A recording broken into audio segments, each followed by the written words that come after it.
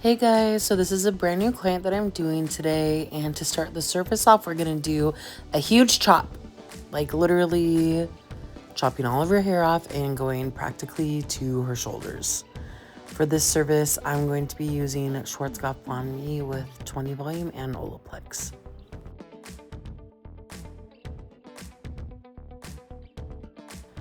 I know a lot of you guys talk about how you don't like how I section my clients, where I usually just try to set aside hair and then clip it away. This is just how I do it. I don't like having a standard section for every client.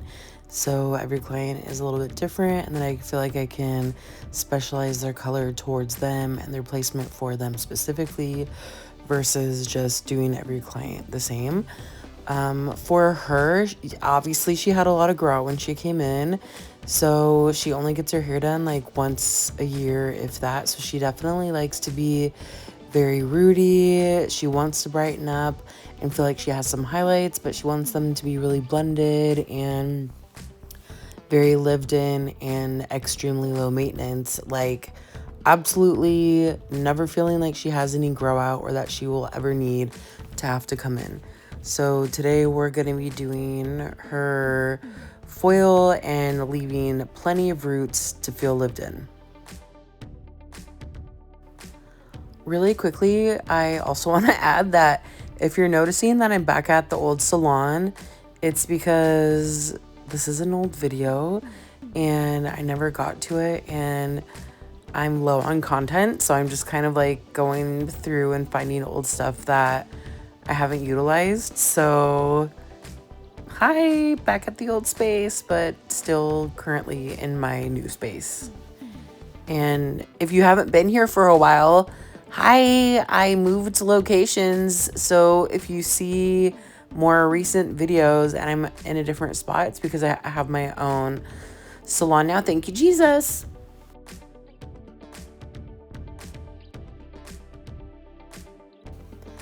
Okay, so for her hair, because she does want to be really blended and rooty, I am actually pushing up quite a bit more of a back comb than I probably typically would. I'm just really trying to make sure that when the back comb is brushed back down, that it eliminates, any splotchiness, that it blends really good, that, hopefully I'm doing like a good enough application that there is no splotchiness, but any lines that might be created, I'm hoping that that back comb will help soften everything up. Also, because she wants to be more lived in, I don't want to go in here and do like a whole bunch of foil work. So the foils that I am doing are a lot thicker sections than what you probably would normally see me do. I think I'm just gonna do like maybe 3 or 4 up this back section and then go to the sides. And normally if somebody was wanting to be, like a heavier blonde, then I would probably do like much finer sections of like an application. But because I know that she's not trying to be like the brightest blonde and she wants to be really lived in and soft and subtle, I feel like going and doing much larger panels but keeping them really rooty and blended is the best way to go, because I want her to feel like, oh, I got some highlights. Like, even though it's gonna be like mostly through the mid to the ends, I want her to feel like she's really bright, that she can notice a lot of brightness, and just that everything's gonna fall underneath, and she's gonna have like a natural veil on top that's gonna help blend and minimize any potential grow out. And I did talk to her about this. I told her that I know you like being blonde, and we just cut off like pretty much all of your blonde and you're basically left with all of your dark, and I don't want you to feel like, oh my gosh, I have just a whole bunch of dark hair. So I told her that I'd rather go in and do some larger panels of blonde, but then she's gonna have a top layer that falls over everything, and that will make sure that she like has a softer grow out, and she was totally all for that. So Also, if you haven't, these foils that I'm using are the big pop-up foils by Framer, and this like saves so much time. Look, I'm literally just having to do like 3 foils up this back section instead of having to do like 3 foils on each side across the widest part of the head. It just like wraps around the head. It helps like save time because you're literally just doing like one big huge foil to wrap around the whole back of the head. So just doing like 3-4 foils up the back section is all you need to do. So these big huge foils save a lot of time if you haven't used them before. Now we're seeing that veil that we talked about. I want to see like how much blonde is going to be covered and how much dark is going to be falling on top of that. So I just wanted to like lay her hair out and see how everything was going to fall to see if I needed to like throw out a 4th foil in there, and I felt like it was pretty fine. So now we're going to go through and do her money piece area. You can see that she was pretty bright there. And it was a little bit higher up. So again, though, she still wants to be a little bit rootier. So I'm going to backcomb pretty heavily. And then you can see that I'm doing maybe an inch away from her scalp though. So even though we're taking it up, she's still going to be nice and rooty. And sorry about the bad angle, but I'm about to fix it in a second. I'm also just going to be doing like 2 backcombed foils right here on her money piece. And then if you watch like any of the other videos that I do for blonding, I usually go and do like some really tight foils like around the whole hairline. But because she doesn't want to have to worry about grow out, I'm not going to do that this time. I'm just going to do these foils. I'm weaving them, backcombing them, and making sure that they're nice and rooty. But then the foils on the side, I'm not going to do it like my standard highlights that I normally do with the facial framing highlights. I'm just going to go kind of like up the sides. So you can see that I did like kind of a loose zigzag, and then I'm going to backcomb this, and I'm going to flip-flop back and forth between the different sides. That way we get even processing, and that way I know exactly where I'm throwing the foils. It like stresses me out and gives me anxiety to think about like doing one whole side of the head and then flipping over and doing the other side, and then not knowing exactly like where did I place that foil. So I like to go back and forth when I do a foil sometimes to make sure that I'm like creating even balance on the hair. So that's what we're doing.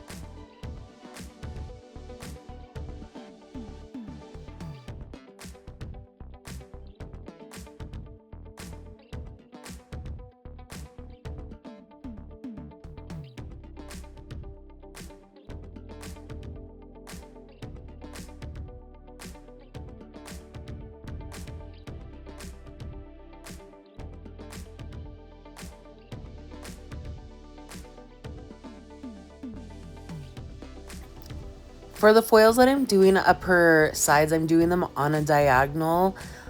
If she pulls her hair back and they're just like straight across, then she's gonna have like a line in her hair. But because it's on a diagonal, when she pulls her hair back, it's gonna have a little bit more coverage through the sides, even though we're only doing 2 foils. So keep that in mind. You don't want to give your clients like racing stripes when they pull their hair back. So just tilt the foil on a little bit more of a diagonal, and that should help it blend a little bit better. I know you can't really see it on this side because of the camera placement, but definitely make sure that your foils are in a little bit more of a diagonal.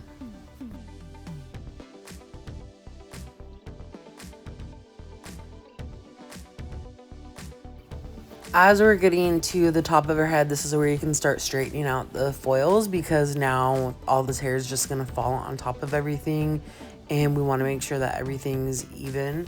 I don't want to go in too heavy in this area in the top section because I want to make sure that the veil that falls on top of it is heavy enough to cover any of the potential blonde grow out. So I told her, like, again, that she's going to be a little bit heavier underneath and then a little bit softer on top. That way we'll make sure that she can have like low maintenance hair, and she was happy with that.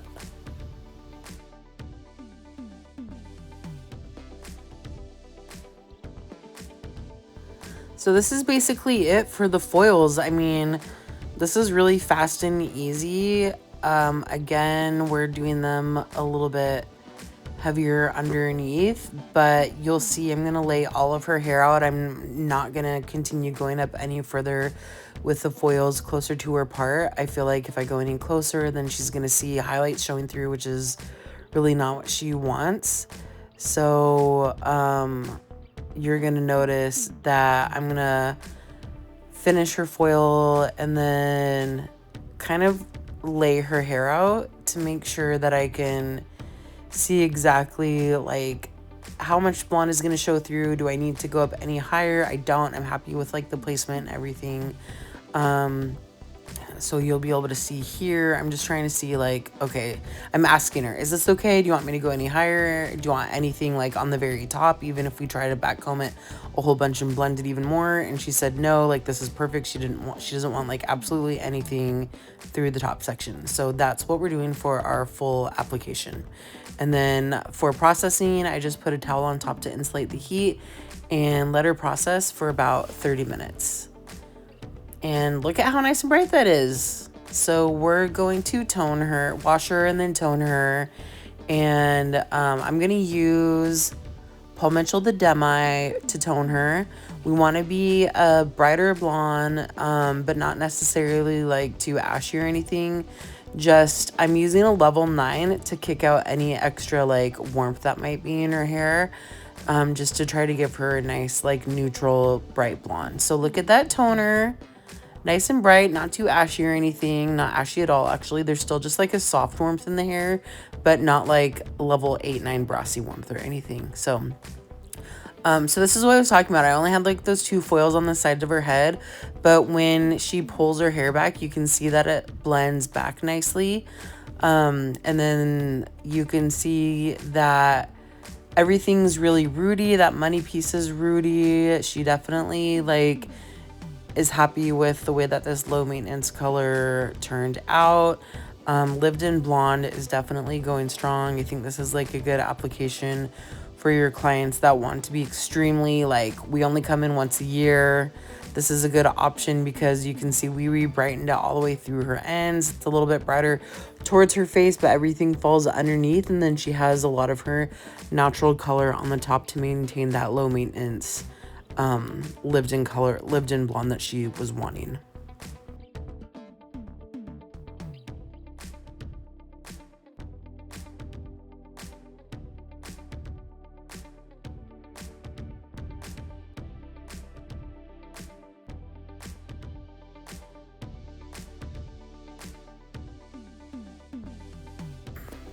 And look how pretty, like just really soft and subtle brightness around the face, like just brighten her up nice and softly. You can see here that it blends really nicely through the ends.